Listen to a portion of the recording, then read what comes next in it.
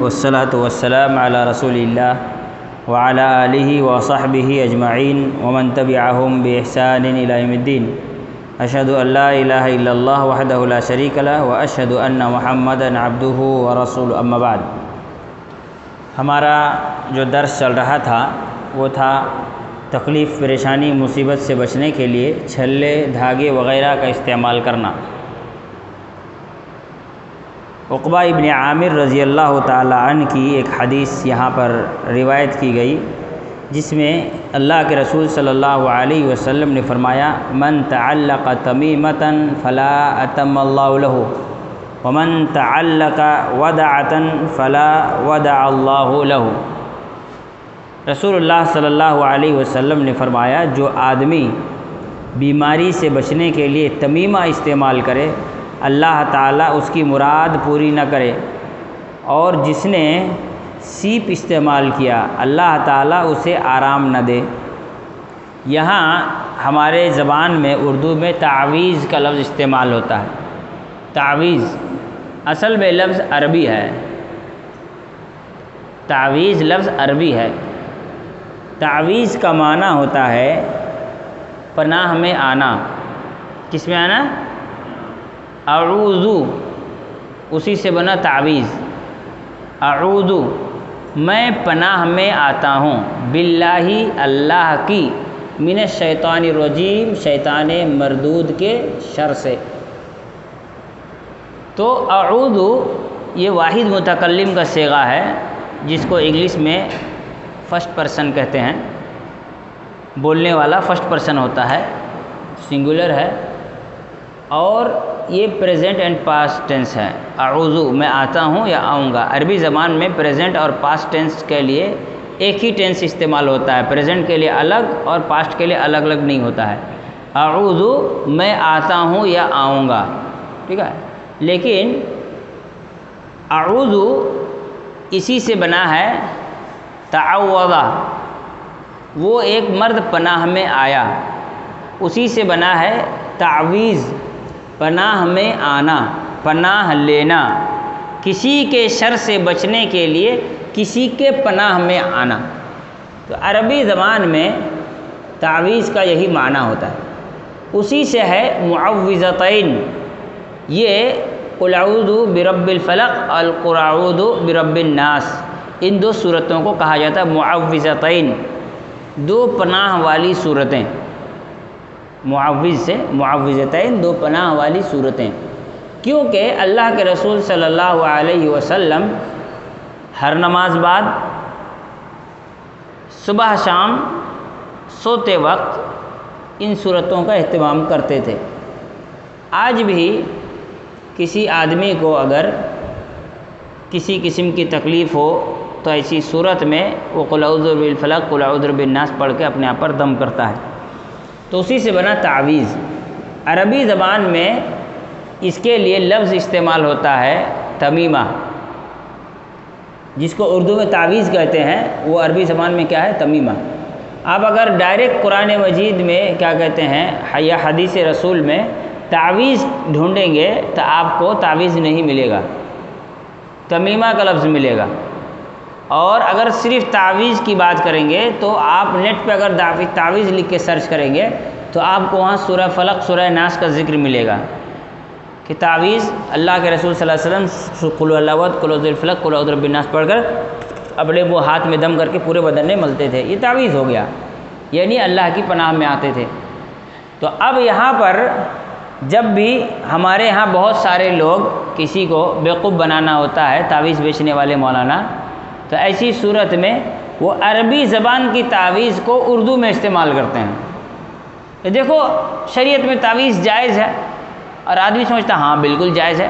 تو جہاں کسی بھی کتاب میں عربی میں تعویذ کے جائز ہونے کا ذکر ملے گا، اس کا معنی یہ ہوگا سورہ فلق، سورہ ناس پڑھ کر کے اپنے آپ پر دم کرنا۔ جب اردو میں تعویذ کا لفظ استعمال ہوگا تو اس کا معنی ہوگا دھاگا، لکڑی، گنڈا، کڑا، ہے نا، سر پہ باندھے، پیر پہ باندھے، ہاتھ پہ باندھے، کمر پہ باندھے، انگوٹھی پہ لگائے، گھر پہ، درخت پہ، پیڑ پہ، دکان و مکان میں کہیں بھی انسان لگاتا ہے چاہے وہ قرآن پڑھ کر کے دم کیا گیا ہو یا قرآن کے کسی سورت کا نمبر لکھا گیا ہو یا اس میں بھالو کا ناخن ڈال دیا گیا ہو یا کسی انسان کا بال ڈال دیا گیا ہو یا اس میں کیا کہتے ہیں کوئی ایسا کاغذ لکھ کے رکھا گیا ہو جس میں یا حامان ہو یا فرعون ہو یا شداد ہو یا قارون ہو یا فرعون لکھا ہوا ہو یا بدوح لکھا ہو، کچھ بھی لکھا ہو، یہ ساری چیزیں تعویذ کے ضمن میں آتی ہیں۔ اردو زبان کی تعویذ اور عربی زبان کی تعویذ کو مکس کر کے لوگوں کو بیوقوف بنانا یہ بہت عام کام ہے لوگوں کا۔ ابھی میں کچھ دن پہلے ٹی وی پر دیکھ رہا تھا کہ ایک مولانا تعویذ کے جواز کی دلیل دے رہے تھے۔ ایسی بچکانی دلیل ہے جس کی کوئی حد اور انتہا نہیں ہے، لہذا تعویذ کے سلسلے میں جتنی بھی روایتیں آتی ہیں وہ ساری کی ساری ضعیف ہیں، یعنی اس کے جائز کی دلیلیں۔ یہاں پر ایک بات اور بتا دوں، ایک مولانا ہیں پاکستان کے مفتی طارق جمیل، ہے نا؟ نہیں، مفتی طارق مسعود، مفتی طارق جمیل نہیں ہوتے، مولانا طارق جمیل ہے۔ مفتی طارق مسعود اس نے کہا کہ تعویذ اگر قرآنی ہو تو جائز ہے۔ اس کی دلیل یہ ہے کہ ایک حدیث ہے کہ اللہ کے رسول صلی اللہ علیہ وسلم نے فرمایا کہ ان الرقا والتمائم والتوالۃ شرک۔ رقا مانے جھاڑ پھونک، تمائم مانے تعویذ، تیولا مانے کڑا، یہ ساری کی ساری چیزیں شرک ہیں۔ کہتے ہیں اہل حدیث بھی تو مانتے ہیں کہ رقیہ کرنا جائز ہے نا؟ تو جس حدیث میں تعویذ کو شرک کہا اسی حدیث میں رقیہ کو بھی شرک کہا، تو رقیہ جائز ہو گیا، تعویذ کیسے ناجائز ہوا؟ اگر رقیہ قرآنی جائز ہے تو قرآنی تعویذ بھی جائز ہونی چاہیے۔ تو اس کا جواب یہ ہے کہ جس حدیث میں رقیہ، تعویذ اور کڑے کے شرک کا ذکر ہے وہ اپنی جگہ مسلم ہے، دوسری جگہ قرآن پڑھ کر دم کرنے کا ثبوت خود حدیث سے موجود ہے، اسی وجہ سے قرآنی دم جائز ہوا۔ اگر کسی بھی حدیث سے قرآن پڑھ کر دم کرنے کا ثبوت نہیں رہتا تو قرآنی رقیہ جائز نہیں ہوتا۔ اسی طرح سے تعویذ اگر قرآنی ہے تو اس کے جائز کی بھی دلیل چاہیے، اس لیے کہ قرآنی رقیہ جائز کرنے کے لیے حدیث موجود ہے۔ ایک حدیث میں ہے کہ رقیہ حرام ہے، دوسری حدیث میں یہ ہے کہ جو آدمی، ایک صحابی حضرت ابو سعید خدری یا دوسرے صحابی نے قرآن پڑھ کر کے دم کیا تھا کسی زہر شدہ انسان کو، تو ایسی صورت میں اللہ کے رسول صلی اللہ علیہ وسلم نے اس کو صحیح ٹھہرایا۔ ایک دوسری حدیث میں ہے کہ ایک آدمی کو سانپ کاٹ لیا، بچھو کاٹ لیا، تو انہوں نے دم کیا، تو ایک صحابی نے پوچھا کہ تم کیا کیے تھے؟ بچھو کاٹ لیا، تو کہا کہ میں نے ارتقیت، میں نے دم کیا۔ تو انہوں نے کہا کہ سب سے اچھا کام وہ ہے کہ آدمی جتنا سنے اتنا عمل کرے۔ تو رقیہ کرنا جائز ہے، یہ خود حدیث میں موجود ہے۔ تو ایک حدیث میں ہے کہ حرام ہے، ایک حدیث میں جائز ہے، اس کا کیا مطلب ہوا؟ جس میں شرک پایا جائے وہ حرام ہے، جس میں شرک نہ پایا جائے وہ۔ ویسے ہی اگر تعویذ کو دو حصے میں بانٹنا ہے کہ شرکیہ کلمہ والا تعویذ اور ایک بنا شرکیہ کلمہ والا تعویذ، تو ایسی صورت میں ضروری ہو جاتا ہے کہ ایسی کوئی دلیل ہو جس میں یہ لکھا ہو کہ بنا شرکیہ کلمے والی تعویذ جائز ہے۔ ہمارے یہاں بہت سے عالم پھر یہ کہتے ہیں کہ اہل حدیثوں کے یہاں بھی تو پہلے تعویذ پایا جاتا تھا، یقیناً پایا جاتا تھا۔ ہندوستان کے بہت بڑے بڑے اہل حدیث عالموں نے ایک زمانے میں تعویذ بیچا ہے، اس میں کوئی دو رائے نہیں ہے، بیچا ہے۔ میں خود نام سے جانتا ہوں ایسے علماء کو جو بہت بڑے عالم مانے جاتے تھے، لیکن انہوں نے تعویذ لکھا ہے اور بیچا ہے، لوگوں نے لیا ہے قرآنی تعویذیں۔ لیکن اس زمانے میں حدیث کی اتنی تحقیق نہیں ہوئی تھی۔ بہت سی حدیثیں جو آج پتہ چل رہی ہے ضعیف ہیں، کسی زمانے میں وہ تو لوگوں کی تقریروں میں چلتا تھا، عام زبانوں میں چلتا تھا، حتیٰ کہ ایسی روایتیں جو موضوع ہیں، موضوع روایتیں بھی اہل حدیث عالم لوگ اپنی تقریر میں بیان کرتے تھے۔ اب سوچئے ایک عالم تھے ہندوستان کے، مولانا مختار احمد ندوی رحمۃ اللہ علیہ، اتنے بڑے عالم تھے کہ 10 سال حرم میں درس دیے، وہ مکہ میں حج کے موسم میں 10 سال حرم میں درس دیے۔ وہ ایک دن ایک تقریر میں ایک حدیث بیان کر رہے ہیں کہ حضرت عمر کا وہ ایک واقعہ بیان کیے، لوگوں سے بات ہوئی، لوگوں نے ان کا کہا کہ یہ حدیث تو موضوع ہے، یہ تو حدیث صحیح نہیں ہے۔ بولے اچھا، مجھے تو اس کے بارے میں علم نہیں تھا۔ تو آپ دیکھیں گے حدیث کے صحیح اور ضعیف میں یہ بات اس لیے بتا رہا ہوں 1980 سے پہلے 1980 سے پہلے یا 1980 سے پہلے جو ہندوستان میں اہل حدیث علماء پائے جاتے تھے، ان کے یہاں بھی حدیث کے صحیح اور ضعیف کا اتنا زیادہ اہتمام نہیں رہتا تھا. لیکن امام البانی رحمۃ اللہ علیہ نے جب احادیث کی تحقیق کی اور نئے سرے سے دنیا کے لوگوں کے سامنے حدیث کے صحیح اور ضعیف کی تحقیق آئی، تو پھر اہل حدیث علماء نے ان ساری چیزوں میں اپنی اصلاح کر لی. جو روایتیں صحیح نہیں تھیں اس کے اوپر لوگ عمل کر رہے تھے اپنی تقریروں میں، اب وہ ساری ضعیف اور موضوع روایتیں ختم ہو گئی، وہ ساری چیزیں دور ہونے لگیں. اہل حدیث اس بات کو مانتے ہیں کہ کسی زمانے میں بہت سے اہل حدیث علماء، سب نہیں، بہت سے اہل حدیث علماء نے تعویذیں لکھی ہیں، لیکن اس کا مطلب یہی نہیں ہے کہ وہ صحیح اور ضعیف ہیں، کیا کہتے ہیں صحیح اور درست ہیں، بلکہ یہ ان کی لا علمی تھی، ان کو علم نہیں تھا جس کی وجہ سے ان لوگوں نے لکھا ہے. اسی لیے اہل حدیث کو اہل حدیث کہا جاتا ہے کہ حدیث آنے کے بعد اپنے علماء کے عمل کو چھوڑ دیتے ہیں، اپنے عالموں کی تقلید نہیں کرتے ہیں کہ 100 سال پہلے کسی اہل حدیث عالم نے غلطی کی تو اس کو گلے میں لے کے لٹکا کے گھوم رہے ہیں. اگر وہ ایسا کرے گا تو اہل حدیث ہی نہیں رہے گا. اہل حدیث تو وہی ہے کہ جب اس کے سامنے حدیث آ جائے تو فوراً اس عمل کو چھوڑ دے جو ان کے پہلے کسی زمانے میں کسی عالم نے کیا ہو. تو اب جب صحیح حدیثیں اور اس کی تحقیق آ گئی ہیں تو ایسی صورت میں آج کی تاریخ میں کوئی بھی اہل حدیث عالم جو واقعی میں عالم ہے اس بات کا قائل نہیں ہے کہ قرآنی تعویذ جائز ہے. ہاں جو عالم نہیں ہے بس ایسے ہی عالم بن کے گھوم رہے ہیں مارکیٹ میں، ان کے بارے میں نہیں کہا جا سکتا، لیکن کسی بھی اہل حدیث عالم کا آج کی تاریخ میں یہ فتویٰ نہیں ملتا کہ قرآنی تعویذ جائز ہے. دوسری بات یہ ہے کہ تعویذ اگر کوئی آدمی قرآنی نہیں پہنتا ہے، شرک یا تعویذ پہنتا ہے، تو ویسے ہی وہ گنہگار ہے، مشرک ہو جائے گا. جیسے کہ بہت سارے تعویذ میں نے دیکھا لکھا رہتا ہے فرعون، حامان، شداد، ہے نا. اسی طرح ایک تعویذ میں لکھا تھا یا بدوح. بدوح یہ کون ہے بھائی؟ بدوح آپ لوگ جانتے ہیں؟ بدوح کو نہیں جانتے ہیں؟ کوئی نہیں جانتا؟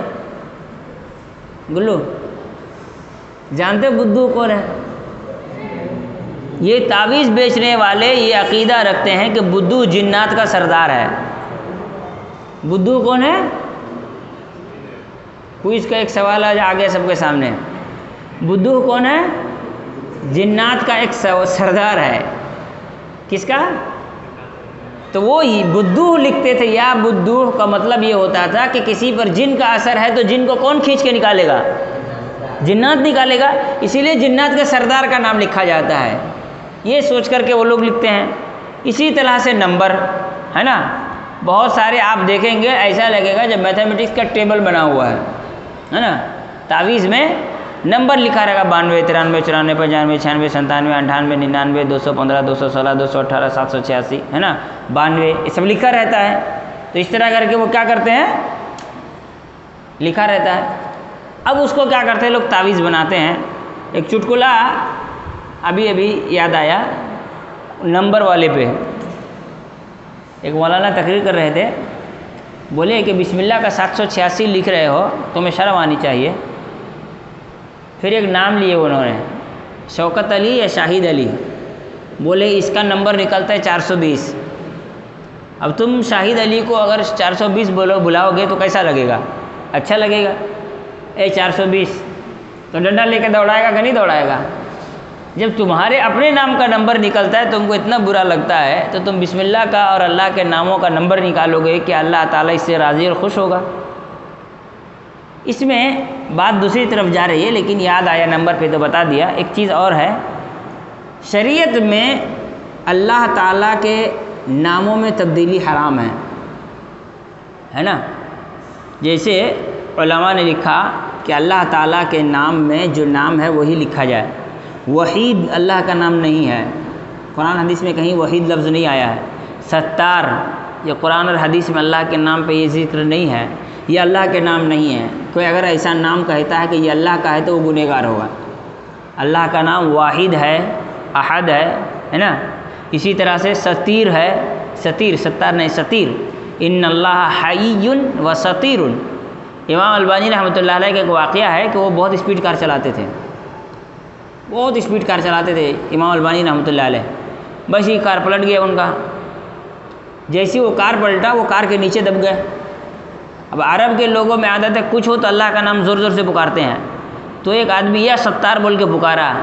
اب دیکھیے ایک امام کار کے نیچے دبے ہوئے ہیں، بھائی کار اٹھاؤ، ان کو نکالو باہر، سب بھول گئے، وہ لیٹے لیٹے حدیث سنا رہے ہیں کار کے نیچے دب کر کے۔ سوچئے کتنا زیادہ ان کے دل میں یہ تھی کہ بھائی میں مروج بچوں، بات الگ ہے، تم اللہ کا نام غلط نہیں لے سکتے۔ وہ کار کے نیچے دبے ہوئے ہیں، کار پلٹی ہوئی، ایک آدمی یا ستارو پکارا تو اس کو بولا چپ ہو جاؤ، اللہ کا نام ستار نہیں ہے۔ پھر وہ حدیث سنا ہے کہ ان اللہ حی و ستیر، اللہ تعالیٰ حی ہے اور ستیر ہے، اللہ کا نام ستار نہیں ہے۔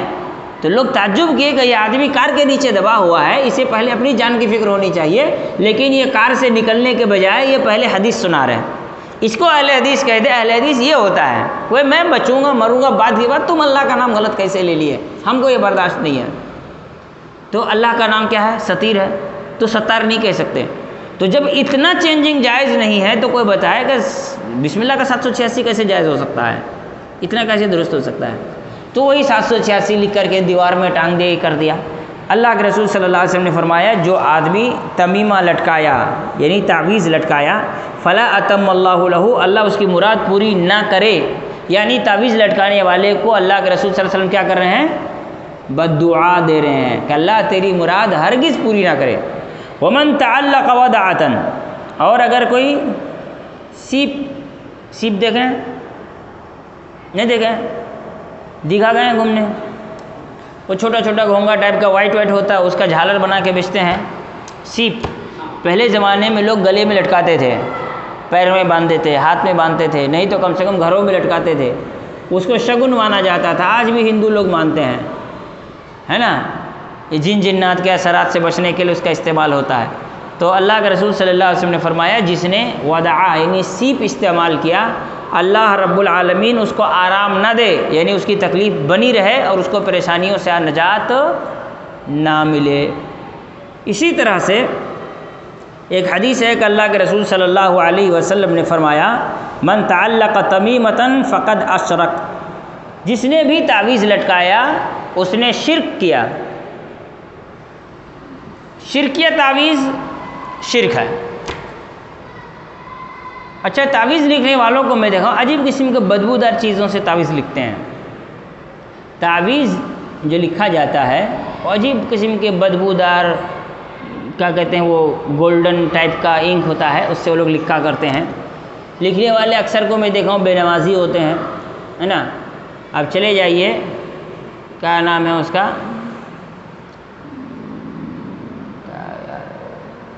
بنیا پکور ٹرام ڈپو، اس سے بنیا پکور ٹرام ڈپو کے الٹے فوٹ میں جہاں پہلے جیگوار کا شو روم تھا، ہے نا، اس سے آپ ایسے جائیے کدھر، ریپون اسٹریٹ کی طرف، تو وہاں چرچ کے سامنے ایک بڈھا بیٹھا رہتا ہے، وہ تعویذ لکھتا ہے، دن بھر رات میں غائب ہو جاتا ہے، دن بھر بیٹھا رہتا ہے۔ ایک وقت کی نماز تو کبھی کسی نے اس کو پڑھتے نہیں دیکھا، گندا سندا رہتا ہے، لوگوں کے لیے خیر اور برکت کی تعویذ لکھتا ہے۔ اپنے لیے لکھ لے ایک ٹھو، کم سے کم تیری ایک شو روم بن جائے، تعویذ کی شو روم، ہے نا، اگر اسی میں اتنا ہے تو تعویذ کی شو روم بن جائے تیری، لوگ آئیں شو روم سے تعویذ لے کر کے جائیں، بھائی یہاں بڑی برکت ہو رہی ہے۔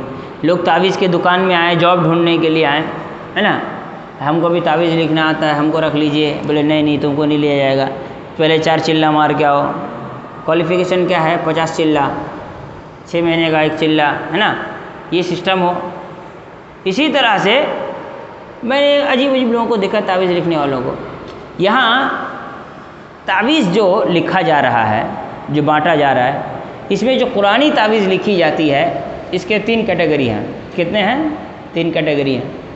ایک آدمی عقیدہ یہ رکھتا ہے کہ اللہ تعالیٰ اس تعویذ میں شفا رکھا ہے، جیسا کہ اللہ نے دوا میں شفا رکھا ہے نا۔ ہم آپ دوا کھاتے ہیں، پھر آپ مشرک نہیں ہوئے، اس لیے ہم بھی تعویذ رکھتے ہیں۔ آپ اگر دوا کھا کے مشرک نہیں ہے تو ہم بھی تعویذ لٹکا کے مشرک نہیں۔ تو ایسی صورت میں اس کا جواب دیا جائے گا کہ اللہ کے رسول صلی اللہ علیہ وسلم نے فرمایا لِكُلِّ دَاءٍ دَوَاءٌ، ہر بیماری کی دوا ہے۔ اس کا مطلب شفا کے لیے دوا استعمال کرنا چاہیے، ہے نا۔ رسول اللہ صلی اللہ علیہ وسلم نے خود دوا استعمال کیا ہے، جڑی بوٹیاں ہیں، اناج ہے، فرمایا شہد میں ہر بیماری کا علاج ہے۔ اللہ کے رسول صلی اللہ علیہ وسلم نے فرمایا کہ کلونجی حبۃ السودا، اس میں ہر بیماری کا علاج ہے۔ اس طرح کے کئی بھی چیزیں ہیں۔ سنا، اللہ کے رسول صلی اللہ علیہ وسلم نے فرمایا اس میں بیماریوں کا علاج ہے۔ تلبینہ ہے اور بہت ساری چیزیں ہیں رسول اللہ صلی اللہ علیہ وسلم نے بیماریوں کا علاج ہے۔ طب نبوی کی جو کتاب ہے ابن القیم رحمہ اللہ کی، وہ یہ ہے مشہور کتاب ہے طب نبوی۔ تو اللہ کے رسول صلی اللہ علیہ وسلم نے فرمایا ہر بیماری کی دوا ہے۔ اللہ کے رسول نے یہ نہیں کہا ہر بیماری کی تعویذ ہے، کیا کہا؟ ہر بیماری کی دوا ہے، تعویذ ہے کہا۔ اللہ تعالیٰ نے دوا میں شفا رکھی، یہ رسول اللہ صلی اللہ علیہ وسلم نے بیان کیا، اس لیے استعمال کیا جاتا ہے۔ اللہ کے رسول صلی اللہ علیہ وسلم نے یہ تو نہیں کہا کہ ہر بیماری کے لیے تعویذ ہے، ہر بیماری کی الگ الگ تعویذ۔ اگر تعویذ میں خیر ہوتا تو نعوذ باللہ اللہ کے رسول صلی اللہ علیہ وسلم نے ایک خیر کی بات امت سے چھپا لی۔ اللہ کے رسول صلی اللہ علیہ وسلم ایک خیر کی بات امت سے چھپا لیے، اور ایسا عقیدہ رکھنے والا آدمی ایمانی طور پر مکمل نہیں ہے۔ دوسری بات یہ ہے، کوئی اگر یہ کہتا ہے کہ اللہ تعالیٰ اس تعویذ کے ذریعے شفا دیتا ہے تو پھر وہ شرک اصغر کا مرتکب ہوا، کیونکہ اللہ رب العالمین کسی ذریعے کا محتاج، اور اگر کہتا ہے یہ تعویذ خود شفا دینے کے قابل ہے تو شرک اکبر کا مرتکب ہوا، کیونکہ شفا دینے والی ذات کس کی ہے؟ اللہ کی ہے۔ تو یہاں پر تعویذ شرک اکبر بھی ہے، اصغر بھی ہوتا ہے، اور انسان کو نارملی گنہگار بھی بناتا ہے۔ ہر صورت میں تعویذ حرام ہے، جائز اور درست نہیں ہے۔ اسی لیے اللہ تعالیٰ نے قرآن مجید میں اس بات کا ذکر کیا کہ وَمَا يُؤْمِنُ أَكْثَرُهُم بِاللَّهِ إِلَّا وَهُم مُشْرِكُونَ، ان میں سے اکثر لوگ اللہ پر ایمان لانے کے باوجود مشرک ہیں، یعنی ایمان کا دعویٰ کرتے ہیں لیکن شرک کرتے ہیں۔ کیسے؟ تعویذیں لٹکا کر کے۔ بڑے بڑے مولویوں کے بچوں کو میں نے دیکھا تعویذ لٹکا کے گھومتے رہتے ہیں۔ بچہ نہ رہا، بکری کا بچہ ہو گیا، گلے میں رسی باندھ دیا، گھومتے رہو۔ کتے کے گلے میں جیسے پٹا باندھ دیا، بیٹے کے گلے میں دھاگا باندھ دیا۔ اسی طرح سے بہت سارے لوگ تعویذ میں کیا کرتے ہیں، سورہ لکھ کے نہیں بھیجتے ہیں، دھاگے میں گاٹھ باندھتے ہیں اور اس میں کیا کرتے ہیں، سورہ پڑھ کے پھونک مار کے باندھ دیتے ہیں۔ پھونک مار کے باندھنا ہی تھا تو بلون میں دھاگے میں کیسے باندھا؟ گیس کو تو دھاگے میں باندھا نہیں جا سکتا ہے۔ دوسری بات یہ ہے کہ دھاگے میں پھونک کر کے باندھنے کا کیا مطلب ہوا؟ یہ تو جادو ہے۔ وَمِن شَرِّ النَّفَّاثَاتِ فِي الْعُقَدِ، اے اللہ میں تیری پناہ چاہتا ہوں ہر اس انسان کے شر سے جو دھاگے میں پھونک مارتا ہے۔ تو دھاگے میں پھونک مارنا یہ تو جادو ہے، اسلام میں یہ حرام ہے۔ اسی طرح سے تعویذ انسان کبھی کبھی کوئی تکلیف نہیں ہے پھر بھی استعمال کرتا ہے، خیر کے لیے، برکت کے لیے، دوسری چیزوں کے لیے۔ اس میں ایک چیز اور بتا دوں، اس میں 80% لوگ ایسے ہوتے ہیں جن کو وہم کی بیماری ہوتی ہے، کچھ نہیں ہے، زبردستی وہم کی بیماری ہے، وہ بیمار ہے، دوا کھا رہا ہے، دوائیں اثر نہیں کر رہی جلدی، تو وہ تعویذ کے پیچھے بھاگنا شروع ہو جاتا ہے۔ اسی طرح سے اللہ کے رسول صلی اللہ علیہ وسلم کی اسی طرح سے عبداللہ ابن عمر رضی اللہ تعالی عنہما کی حدیث ہے کہ وما ابالی ما اوتیت ان تعلقت تمیمۃ، اللہ کے رسول حضرت عبداللہ ابن عمر رضی اللہ عنہ کہتے ہیں اور اگر میں تمیمہ ڈال لوں تو پھر مجھے اس بات کی اس کے بعد کسی بھی گناہ کی پرواہ نہیں ہے۔ اس کا مطلب یہ ہے، وہ کہتے ہیں کہ کوئی آدمی اگر تعویذ باندھ لے تو پھر ایسی صورت میں کسی دوسرے گناہ کے اوپر پرواہ کرنے کی ضرورت نہیں ہے، وہ ہر گناہ کرنے کو تیار ہو جائے گا، اس لیے کہ تعویذ شرک ہے۔ جب وہ شرک کرنے کے لیے تیار ہو گیا تو پھر کوئی دوسرا گناہ اس کے لیے کوئی معنی رکھتا ہے؟ نہیں رکھتا ہے۔ تو تعویذ باندھنے والے انسان سے ہر قسم کے گناہوں کے امکانات موجود ہیں۔ اس سے حضرت عبداللہ ابن عمر رضی اللہ تعالی عنہما کے اس بات کی طرف اشارہ ملتا ہے کہ عبداللہ ابن عمر رضی اللہ تعالی عنہما تعویذ کو گلے میں باندھنا یہ اتنا کبیرہ گناہ سمجھتے تھے کہ دنیا کے سارے گناہ اس کے مقابلے میں چھوٹے تصور کیے جاتے تھے۔ اب میں یہاں پر ایک بات بتا دوں کہ تعویذ جب اتنی بڑی گناہ ہے تو ہمارا سماج کا کیا حال ہے؟ ہمارے سماج کا پیرامیٹر الٹا ہے۔ کوئی آدمی زانی کو بیٹی دے گا؟ نہیں دے گا۔ شرابی کو تعویذ باندھنے والے کو ٹھیک دیتا ہے نا؟ ہمارے یہاں کتنے لوگ ہیں کسی کو پتہ چل جائے کہ مولانا زنا کیا ہیں تو کالر پکڑ کے دھکے مار کے مسجد سے نکال دیں گے، لیکن پھر وہی آدمی جا کے وہ تعویذ بیچنے والے کے پیچھے کھڑے ہو کر کے نماز پڑھے گا، جبکہ زنا جتنا بھی بڑا گناہ ہو تعویذ اس سے کئی گنا بڑا گناہ ہے نا؟ شراب جتنا بھی بڑا گناہ ہو، تعویذ اس سے کئی گنا بڑا گناہ ہے، لیکن سماج کا حال یہ ہے کہ شرابی کو، طوائف خانوں میں گھومنے والوں کو کوئی بیٹی نہیں دے گا، تعویذ والے کو ٹھیک سب بیٹی دیں گے۔ میں یہ نہیں کہہ رہا ہوں کہ طوائف خانے میں گھومنے والوں کو بیٹی دو، میں یہ کہہ رہا ہوں جب ان سے بچ رہے ہو تو تعویذ والوں سے اور زیادہ بچو، اس لیے کہ اس کے یہاں اخلاق کی کمی ہے اور اس کے یہاں ایمان کی کمی ہے، توحید کی کمی ہے۔ اس کے یہاں پر اگر حلال روزی کی کمی ہے تو ایسی صورت میں دوسرے کے یہاں پر اللہ پر ایمان کی کمی ہے۔ دوسرا انسان اگر گناہ اللہ اس کی معاف کر دے تو ٹھیک، نہیں تو جہنم میں سزا کاٹ کر کسی بھی صورت میں جنت تو ہر حال میں جائے گا، لیکن دوسرا والا آدمی کسی بھی حال میں جہنم سے باہر نہیں نکلے گا۔ اسی لیے ضروری یہ ہے کہ تعویذ کے معاملے میں آدمی سنجیدہ ہو، اس کو معمولی تصور کرنے سے پرہیز کرے۔ اسی طرح سے دوسری بھی اور ایک باب اور ہے، باب نمبر 8، جس پر انشاءاللہ اگلے درس میں گفتگو کریں گے، وہ بھی تعویذ ہی کے ضمن میں ہے۔ لیکن لاسٹ میں تعویذ کے سلسلے میں ایک بات میں بتانا چاہتا ہوں۔ لوگ کہتے ہیں کہ جی تعویذ قرآنی جائز ہے، کیوں؟ اس لیے کہ اللہ تعالیٰ نے فرمایا وَنُنَزِّلُ مِنَ الْقُرْآنِ مَا هُوَ شِفَاءٌ، ہم نے قرآن مجید نازل کیا، اس میں شفا ہے۔ اب اس میں دو باتیں ہیں، قرآن میں شفا ہے یقیناً، کس کے لیے؟ تلاوت کرنے والوں کے لیے۔ رقیہ تو یہی ہے نا، تلاوت کرنا، دم کرنا، نہ کہ باندھ کر کے لٹکانا۔ اللہ نے کہا قرآن میں شفا ہے، اور اللہ نے قرآن کو کس شکل میں نازل کیا؟ تلاوت کی شکل میں۔ جبریل علیہ السلام رسول اللہ صلی اللہ علیہ وسلم کو تلاوت کر کے سنائی، رسول اللہ صلی اللہ علیہ وسلم نے صحابہ کرام کو تلاوت کر کے سنائی۔ تو قرآن میں شفا ہے تلاوت میں، اسی لیے اللہ تعالیٰ نے قرآن کو تلاوت کی شکل میں نازل کیا۔ اگر پڑیا باندھنے میں شفا ہوتی تو اللہ پڑیا کی شکل میں نازل کرتا۔ جیسے اللہ نے قرآن مجید میں شہد کے بارے میں کہا کہ شہد میں شفا ہے، تو اللہ تعالیٰ نے شہد کا وجود کیسے رکھا؟ لکوڈ شکل میں، نہ کہ پتھر کے شکل میں۔ اگر پتھر کے شکل میں نازل کر کے اللہ تعالیٰ کہتا کہ اس میں شفا ہے تو اس پتھر کو باندھا جاتا، لیکن اللہ نے کھانے کے فوڈ کے شکل میں، کھانے کی شکل میں اس کو بنایا ہے، اس کا مطلب اس کو کھانے میں ہی شفا ہے۔ اور قرآن میں شفا اگر باندھنے میں ہوتا تو اللہ تعالیٰ اس کو باندھنے کی چیز کی شکل میں نازل کرتا، لیکن اللہ نے قرآن کو تلاوت کی شکل میں نازل کیا، اس کا مطلب شفا کس میں ہے؟ تلاوت میں ہے۔ جیسے شہد کو اللہ نے کیا کہا؟ شفا، شہد کی تعویذ نہیں ہوتی، ویسے ہی قرآن میں شفا کہا تو قرآن کی بھی تعویذ نہیں ہوتی۔ اللہ رب العالمین نے جس چیز کو جس کام کے لیے نازل کیا اس کا اسی طرح استعمال ہونا چاہیے، اسی لیے اللہ نے کیا کہا؟ اتلو ما اوحی الیک من کتاب ربک، تلاوت کرو جو وحی کی گئی ہے تمہارے رب کی جانب سے، کتاب قرآن مجید تو وحی ہے، تلاوت کرنے کا حکم دیا گیا ہے، باندھنے کا نہیں۔ تو تلاوت ہی میں شفا ہے، عمل میں شفا ہے، قرآن مجید پر عمل کرنے سے انسان کے لیے شفا ہے۔